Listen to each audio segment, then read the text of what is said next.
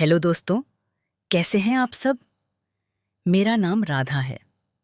मैं 32 साल की हूँ और सच कहूँ तो मेरे अंदर अभी भी वही आकर्षण है जो लड़कों को बहुत ज्यादा खींचता है। मैं अपने ससुर जी के साथ रहती हूँ। वे मेरे लिए सब कुछ हैं, पिता जैसे, दोस्त जैसे और कभी-कभी थोड़ा ज्यादा करीबी भी लगते हैं। आज मैं आपको अपनी एक कहानी सुनाने जा रही हूँ जो बस यात्रा के दौरान घटी थी। यह घटना उस दिन की है जब मैं और मेरे ससुर जी, जिनका नाम राम प्रसाद है, एक बस में सफर कर रहे थे। हमें गांव से शहर जाना था, एक रिश्तेदार की शादी में शामिल होने के लिए। बस पुरानी सरकारी वाली थी, जिसमें सीटें टूटी फूटी होती हैं और लोग एक दूसरे से सटकर बैठते हैं। सफर काफी लंबा था, लगभग 11 से 13 घंटे का, क्योंकि रास्ता पहाड़ी था और बस धीरे धीरे चलती थी। मैंने नीली रंग की साड़ी पहनी थी जो मेरे शरीर पर बहुत अच्छी लगती है। ससुर जी ने कुर्ता पायजामा पहना था। वे हमेशा ऐसे ही सादे लेकिन मजबूत दिखते हैं। उनकी उम्र करीब 58 साल की होगी, लेकिन शरीर अभी भी कसा हुआ है, जैसे गांव के मेहनती काम से बना हुआ हो। बस स्टैंड पर हम पहुंचे और बस में चढ़ गए। सीटें लगभग भरी हुई थीं, लेकिन हमें साइड वाली 2 सीटें मिल गईं, जहां 2 लोग साथ बैठ सकते हैं। मैं खिड़की वाली सीट पर बैठी और ससुर जी मेरे बगल में। बस शुरू हुई और धीरे धीरे रफ्तार पकड़ने लगी। बाहर पहाड़ नजर आ रहे थे, हरे भरे, और हवा ठंडी ठंडी आ रही थी। मैंने ससुर जी से कहा, ससुर जी, यह सफर बहुत लंबा है, थकान ना हो जाए। वे मुस्कुराए और बोले, बेटी, तू चिंता मत कर, मैं तेरे साथ हूं। अगर थकान लगे तो मेरे कंधे पर सिर रख लेना। उनकी यह बात सुनकर मुझे थोड़ा अजीब लगा, लेकिन अच्छा भी लगा। बस चलती रही और हम बातें करने लगे। ससुर जी ने पूछा, राधा, तू आजकल कैसी है? घर में अकेलापन तो नहीं लगता? मैंने कहा, नहीं ससुर जी, आप है ना, लेकिन कभी-कभी रातें बहुत लंबी लगती हैं, नींद नहीं आती।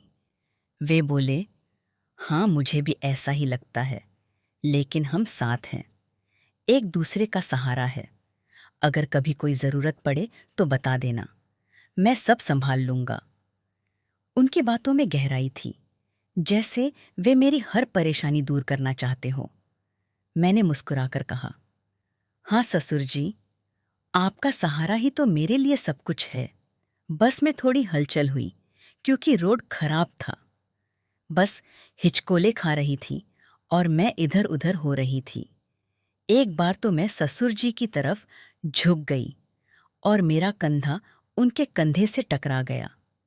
वे बोले, आराम से बैठ बेटी, अगर जरूरत पड़े तो मेरी गोद में सिर रख ले। मैंने सोचा, यह क्या बोल रहे हैं, लेकिन वे हंसते हुए बोले, मतलब मेरे पैरों पर नहीं, बस कंधे पर। मैं हंस पड़ी, लेकिन दिल में एक अजीब उनके मुंह में डाला और वे चबाते हुए बोले, वाह, तेरे हाथों का स्वाद अलग ही है। फिर बस में अंधेरा होने लगा, क्योंकि शाम हो रही थी। लाइटें जल गईं। ससुर जी ने कहा, राधा, अगर नींद आए तो सो जा, मैं जागता रहूंगा। मैंने कहा, नहीं ससुर जी, मुझे नींद नहीं आ रही। आप अपने बारे में कुछ बताइए, आपकी जिंदगी में क्या क्या हुआ। वे बताने लगे अपनी जवानी की कहानियां, कैसे गांव में काम करते थे, कैसे मेरे पति को बड़ा किया। लेकिन बीच बीच में वे कहते, बेटी, तू मेरी तरह मजबूत बन, शरीर को कसा रख। मैंने पूछा, कैसे ससुर जी? वे बोले, रोज व्यायाम कर, जैसे मैं करता हूं, सुबह दौड़ना और शाम को थोड़ा वजन उठाना।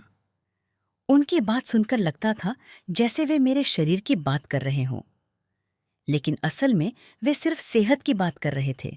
फिर बस एक ढाबे पर रुकी, लेकिन हम नहीं उतरे, क्योंकि सीट छूट जाती।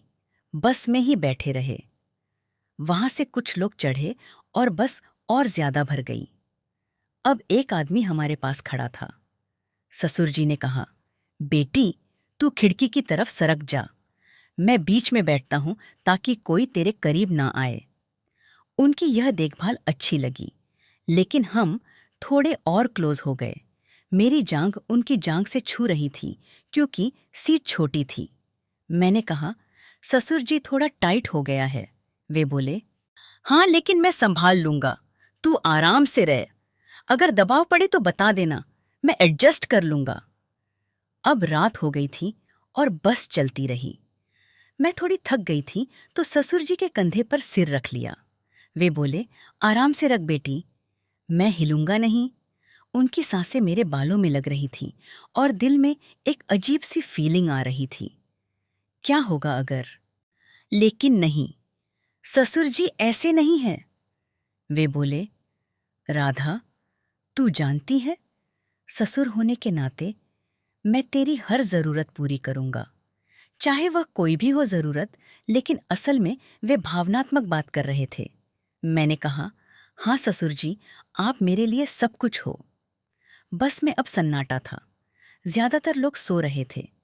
ससुर जी ने मेरी तरफ देखा और कहा, बेटी तेरी साड़ी थोड़ी सरक गई है, संभाल ले। मैंने देखा पल्लू थोड़ा नीचे आ गया था। मैंने ठीक किया। वे बोले, तू कितनी सुंदर है, जैसे कोई फूल, मैं तेरी रक्षा करूंगा हमेशा।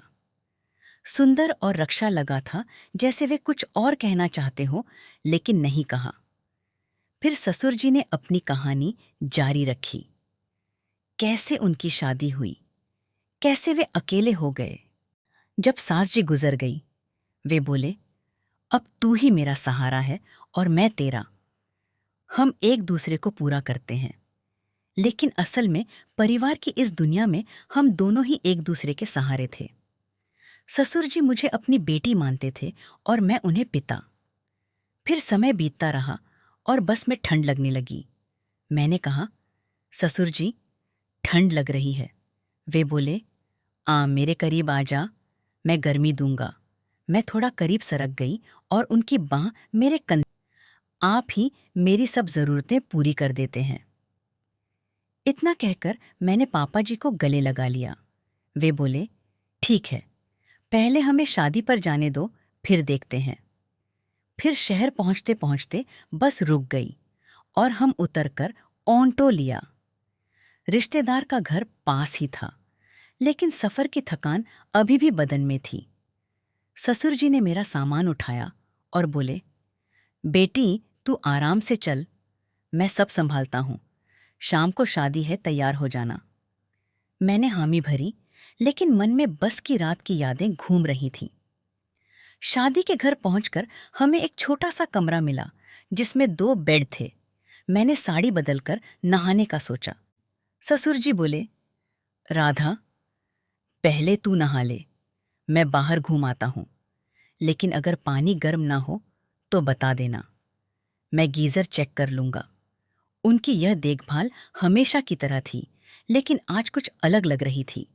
नहाते वक्त मैंने सोचा, क्या ससुर जी सच में सिर्फ पिता जैसे हैं या दिल में कुछ और है? नहीं, मैं ज्यादा सोच रही हूं। शाम को शादी में गए डांस हो रहा था, संगीत बज रहा था। ससुर जी ने मुझे देखा और बोले, बेटी तू कितनी चमक रही है आज, चल थोड़ा डांस करें।